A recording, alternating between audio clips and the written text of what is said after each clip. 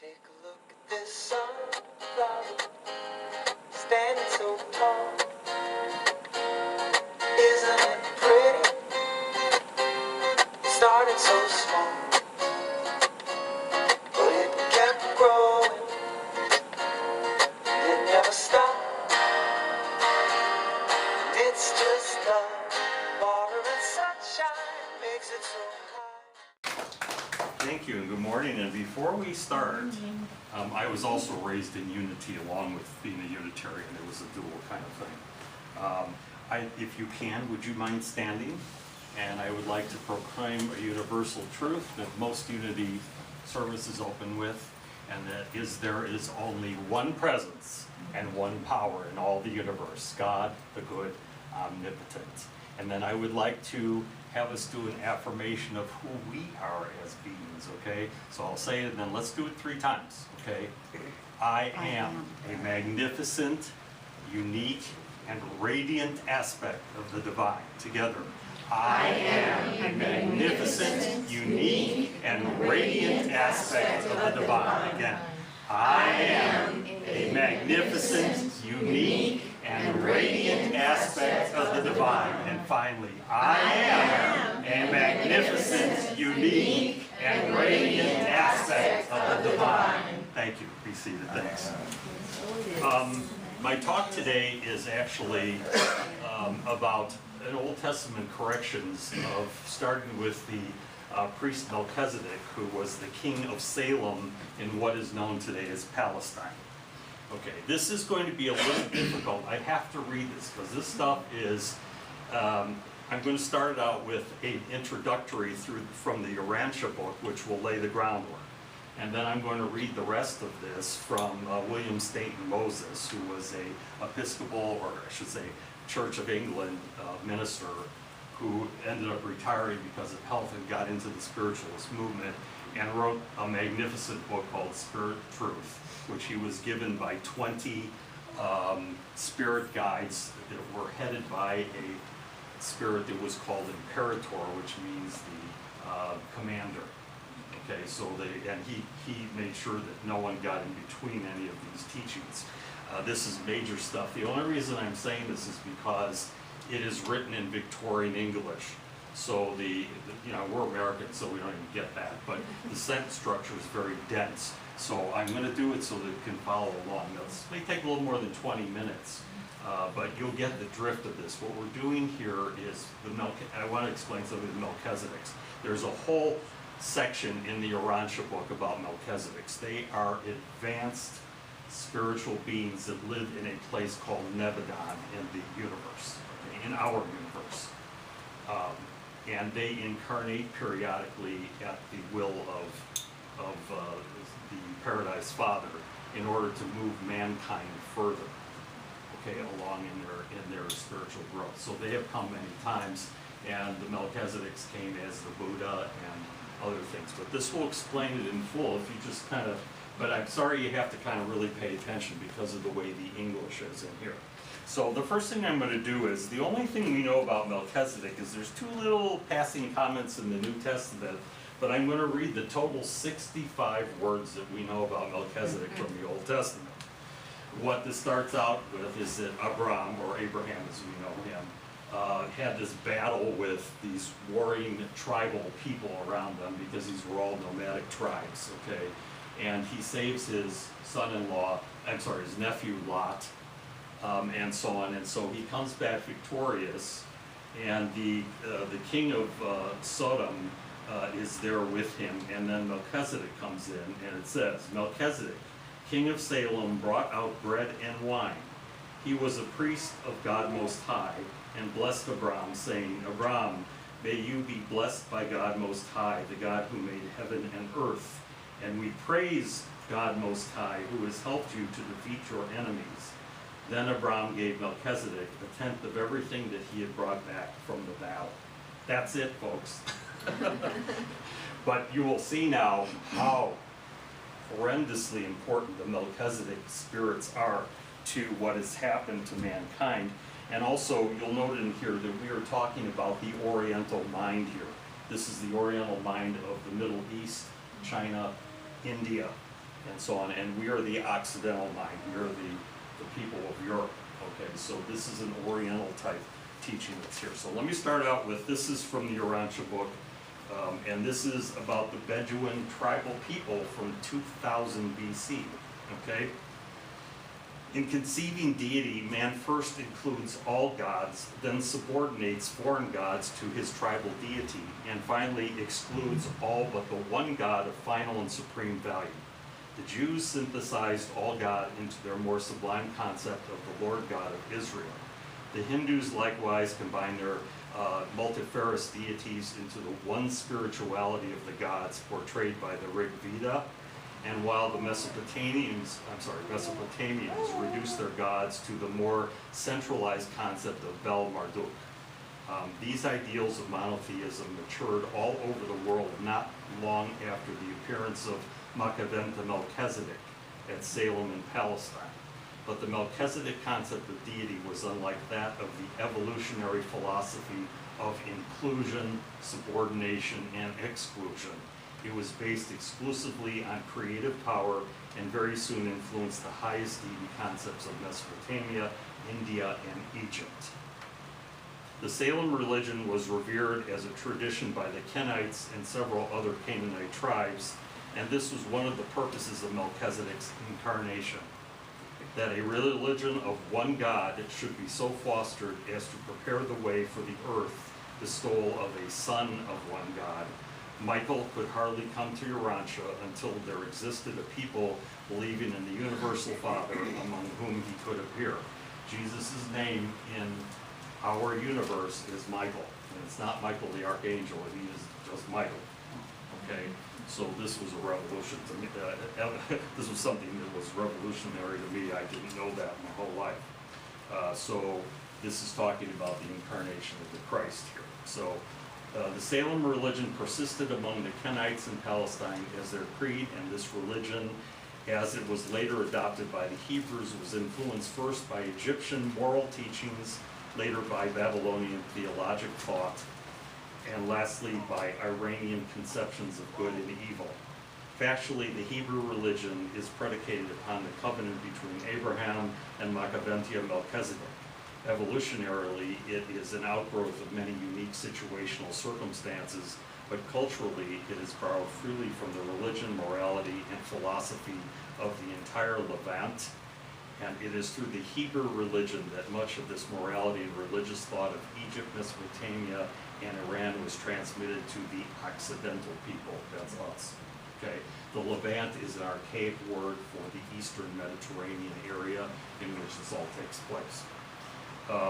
The variegated picture of deity presented in the book of Job was the product of a score, so 20, of Mesopotamians' religious teachers extending over a period of almost 300 years. And you will read the lofty concept of divinity found in this compilation of Mesopotamian beliefs. You will recognize that it is also in the neighborhood of the Ur of Chaldea that the idea of a real God was best preserved during the dark days of Palestine. In Palestine, the wisdom and all-pervasiveness of God is often grasped, but seldom his love and mercy. The Yahweh of these times sends evil spirits to dominate the souls of enemies. He prospers his own obedient children, and he curses and visits dire judgments upon all others. He disappoints and devices of the crafty, and he takes the wise in their own deceit. Only in Ur did the voice arise to cry out, and I'm going to say quotes because this is actually a biblical quote, and they actually quote the Bible in the Urantia book. The spirits do. So, cry out of the mercy of God, saying, he shall pray to God, and he shall find favor with him, and shall see his face with joy, for God will give to man divine righteousness, end quote. Thus from Ur, where there is preached salvation, divine favor by faith, quote, he is gracious to the repentant and says, deliver him from going down to the pit, for I have found a ransom. If any say, I have sinned and perverted that which was right, and it profited me not, God will deliver his soul from going into the pit and shall see the light, end quote. Not since the times of Melchizedek had the Levantine world heard such a ringing and cheering message of human salvation as the extraordinary teaching of Eliyahu, the prophet of Ur and priest of the Salem believers, that is the remnant of the one-time Melchizedek colony in Mesopotamia. And thus did the remnants of the Salem missionaries in Mesopotamia maintain the light of truth during the period of the disorganization of the Hebrew peoples until the appearance of the first of that long line of teachers of Israel who never stopped as they built concept upon concept until they had achieved and realized the ideal of the universal and creator father of all, the acme and evolution of the Yahweh concept. And this was presented by a Melchizedek of Nebadon. And they're talking about Moses in this last sentence. Okay, now this gets into the Victorian wording here, but this is a real great introduction that came. And what I want to say to all of you, which I think is important, and maybe one of these, maybe if you're interested enough, we could have classes on this or whatever, but the key here is that even though these things are written by spiritualists at different times, they all are complementary to each other, and they don't deny one another. It gets a little more complicated sometimes, but it all complements each other. So there is no mistake from the spiritual realm coming to us, teaching and giving us these kinds of teaching. There may be a slight difference, but it still is the same when we go through that. And I want to mention, even though this isn't going to go into this distinctly, we all need to understand a very great concept, and that is that when Jesus came here, he was truly God and truly man. And this is all mentioned in all of these works by these spiritualists along the way, and so on. So he actually existed as truly God and truly man, as Michael incarnated to this universe. Okay, and he created everything in our universe, but there's a Michael in every other universe that the Paradise Father is created. Okay, so with this, he's our guy, but there's one like him. There's Melchizedek's like him in every other universe that is inhabited by beings. Okay, so whether they're less, whether it's a newer universe and they're still coming up, or they're like us at this point where we are more advanced. So it's a legitimate thing. Okay, so what happens here is Reverend Moses is asking questions of Imperator. And while he is not really a trance medium, he gets everything in automatic handwriting. So he asks the question, and they just, go through this with him, and so on. And there were witnesses all to this, so this is not just, baloney stuff. It's legitimate things. And he was one of the great spiritualists of the late 1800s. So he asked a question, which he proposed was to put aside, and the communication was made to a progressive revelation of God in the part of the universal church of which we have a record in our Bible. I was told before that this was one of the many collateral revelations. So he asked the spirits to explain the history, okay, the way we understand it. Now he's still speaking as a Episcopal priest. So we would speak to you of the revelation of God amongst men in times of old by agencies similar to those which you use now. Throughout the history of which you possess the record of the earlier part of your Bible, there stand out noble spirits who during their bodily lives shone as lights of truth and progress, and who when released from the flesh inspired in their turn those who were to succeed them. Such in the early days when God was fabled to deal with man more personally than now, such was he whom you know as Melchizedek. He blessed and conveyed to Abraham the seal of divine favor. He was the chosen vehicle of spirit power in the day when man had not cut himself off from belief of spiritual intercourse. He was the shining light of darkness, the prophet of God to one section of his people. And he's talking about that whole Mesopotamia area that we're talking about here.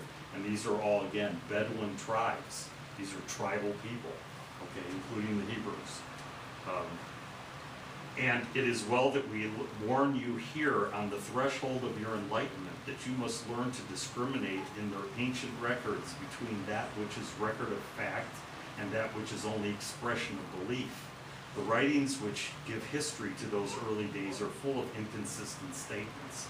They were not, as we assert to you, the compilation of their reputed author, but were compiled from traditional beliefs from a far later age, at a mark of in a time in history that had merged into legend, and much more opinion and belief had become stamped with the mark of authenticity.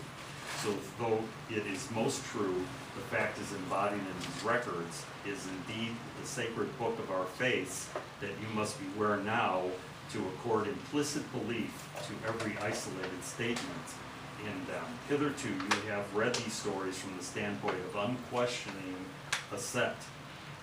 It is needful now that you study them in a new light, one more profitable, but not less interesting. So the spirits are telling Reverend Moses, obviously, that these are the things we learned, and we said, oh no, it's all truth, but they're saying, not really. So he said, God did not associate with man after the anthropomorphic fashion described in Genesis, nor did he personally govern a favored nation, save though his selected instruments, meaning the instruments being the spiritual incarnations that came to teach. His dealings with man have been uniform through the ages, intimate in proportion as man cultivates spirituality, remote as his animal nature asserts itself, and he becomes corporeal and material in his instincts. So it was in now distant days, it was Melchizedek who bore to the chosen Abram the divine benediction. He, Abram, who Christian and Mohammedan alike have agreed to exalt, was not the immediate recipient of spiritual guidance, as was the priest king of Salem. So in other words, Melchizedek was the man, not Abraham in this case. Abraham faded from power when he passed from the body, and in the centuries since his incarnation, he has been but little concerned with influencing men. It may seem strange that it should be so, but it is only with many a spirit whose name fills a large place in your world history. So he's saying that's not unusual, that some people that fill our history do fade out. And they go on to say, the work has been done, and the new work does not bring the spirit in contact with matter, or perchance the work was done badly, and the chosen vessel has lost its perfume and becomes in spirit land savorless and useless. Melchizedek returned again to influence the most powerful reformer of your world ever had, Moses, the leader of the Israelites out of Egypt, and the lawgiver who framed for them their code and constitution. He was a most powerfully organized and developed instrument of spirit power. A keen intelligence had been developed in what was then the best school of esoteric wisdom of the Egyptians. A powerful magnetic will fitted him for the power of ruler, and a powerful band of spirits operated on the Jewish nation through him and through them on the world. A code of religious observance was perfected, a system of government elaborated, and laws and regulations laid down that were adapted for the specific necessities of a great people in a great crisis in their history. Okay, that's kind of key there. It was at the time. Okay. The Jews were then passing through a phase not unlike that which has come to other people in later days, one to which the present age bears some noteworthy points of resemblance, a period of development of knowledge, when old things are passing away and a creative spirit makes all things new. Here again, beware of false deductions. The laws that were given were not meant for all times, as some of your teachers falsely pretend. They were the power of God to a distant age. So much of truth as man could grasp, inspired in the same way and in no other way as to have been all the utterance of truth which the good God permits his messengers to declare to men. They set forth the needed truth that the one supreme God rules over his people and cares for their well-being. The love due to God and the charity and loving kindness due to the brother were embodied for a nation that was drunk in baser forms of Egyptian polytheistic teaching and had no part in the inner mysteries where alone truth dwells. So here we go. I mean, that's kind of really important statement. These laws were given for a later time. So in other words, while I would say the Ten Commandments certainly are a good guide for anybody, the point is that we have matured past those, and so on. These commandments, which have been perpetuated till now, embody for a changeful age a phase of truth. They contain law of action, which are true in spirit, but not binding in literal exactness on those who have outgrown the necessity of them. So those of us who are on a spiritual path that is much greater than that, we no longer need these because we're beyond them. Okay, and they're making that very plain here. They were given by the Spirit guides to Moses on the secluded top of Sinai, above the turmoil of Israel, and removed from the lower influences of earth. They knew then that what man has forgotten now, that the perfect isolation is requisite of perfect communing, and that it would have pure and unadulterated spirit teaching. It must be communicated to one who has been removed from the mixed influence and cares and anxieties, the jealousies and disputes which crowd the lower air. So is the message more pure, and so does the medium hear and receive with sincerity and truth. So, like, go in your closet and be quiet. Right? Okay, Moses was to select 70 elders, men of spiritual development, for such alone were the chosen for offices of power, upon his own influence was perpetually brought to bear, and who were the channels by which the influence permeated the people. So the code was elaborated and set in operation, and when the lawgiver passed from his work on earth, he became an exalted spirit, whose name is emblazoned for all ages as a benefactor of men. So unlike Abraham, Moses is still a magnificent spirit. Okay. He too, in his turn, influenced men after many generations as an inspiring guide of Elijah. We intentionally pass over the other manifestations of spirit power which occurred in other directions in order that I've underlined this, in order that we may preserve the grand chain which stretched from Melchizedek to the Christ. Nor do we name more than is necessary to indicate in order to show you the continuity and to press on you the fact that these who had been great workers of God during their lives on earth did influence man's destinies even after their withdrawal from the body. Many other chains of influence there were, and many other centers from which truth, more or less advanced, was diffused, but you were not concerned with them. That which culminated in Jesus Christ is that which you are concerned, though we implore you to cast aside an ignorant and selfish sectarianism which would abrogate to itself the sole proprietorship of truth. Elijah, the great master, the grandest spirit who ever graced the nation of Israel, was in a very high degree the recipient of spiritual guidance from him, capitalized, who had been the leader of his people. The traditional reverence for Moses and Elias felt by the Jewish people is shown you in a more fable that God buried the body of Moses while he caught up Elijah in a chariot of horses of fire in the skies where he fancied heaven lay. Such was the reverence felt that they were fabled to be singular even in death. We need not tell you that no material body was ever translated to lead a corporeal life in the land of spirit. You know that such is an allegory to indicate the glorious translation of an exalted spirit from a sphere where his work is done to one where his extended influence is to begin. He left to his successor a twofold portion of his spirit, not indeed that Elisha was imbued with double virtue, for that was far from being so, but that the glorious results of Elijah's power showed the twofold force in the days of his successor, who seconded his efforts and carried on his work. So Elijah really influenced Elisha, who continued these things and continued thereafter. He too, meaning Elijah, reappeared in after ages and exercised his great influence again, and stood, as you know, with his master Moses, side by side with the Christ on the Mount of Transfiguration, and in the vision of John the Divine, they are again depicted as coming to revisit the earth in still later days. So there's truth there about Jesus again. Okay.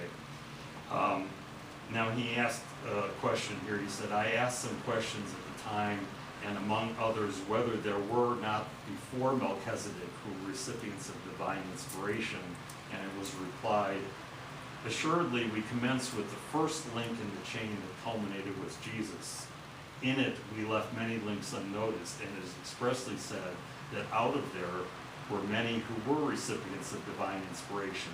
Such was Enoch, a highly gifted spirit, Noah in like manner, but imperfectly, Deborah, a highly favored, and all highly favored, and all they whom history called judges of Israel were chosen for the special reason that they were amicable to spirit influence. It were long to participate all, and we shall speak thereafter of other manifestations of spiritual power in the Jewish records. For you will see that we confine ourselves now first to the Jewish records and next to the particular chain of these records. I'm going to skip this part, and I'm going to just paraphrase it for you because we're kind of running out of time and I'm almost done.